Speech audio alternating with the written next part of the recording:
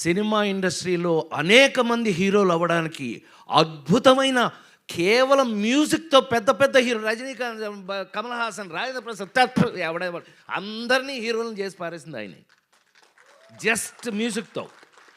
గుర్తులేదా? నా first heroine cinema ఆడకపోయినా ఈనాటికి మర్చిపోలేని గోపెమ్మ చేతిలో గోరుముద్ద, రాధమ్మ చేతిలో వెన్న ముద్ద, రామోజీ ఫిల్మ్ సిటీ వారు తయారు చేసిన దాంట్లో నేను హీరోగా యాక్ట్ చేశాను.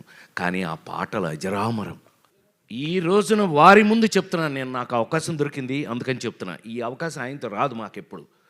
కానీ వాళ్ళు చెప్తున్నా, సార్ ప్రేమించి పెళ్ళాడు సినిమా తర్వాత ఆత్మహత్య చేసుకుందాం అనుకున్న నేను, అంతకుముందు డబ్బింగ్లు చెప్పేవాడిని, డబ్బులు వచ్చాయి, డబ్బింగ్ డబ్బులతో మద్రాసులో ఇల్లు కట్టే. యాక్టింగు ఆ సినిమా అంతగా ఆడకపోవటం వల్ల హీరో అయ్యి ఏమీ కాలకపోయింది. అంటే do or die. Ladies tailor సినిమా కనుక ఆడకపోతే దండేసి దండం పెట్టేవాళ్ళు ఇప్పటికి. సో రాజేంద్ర ప్రసాద్ లేడు.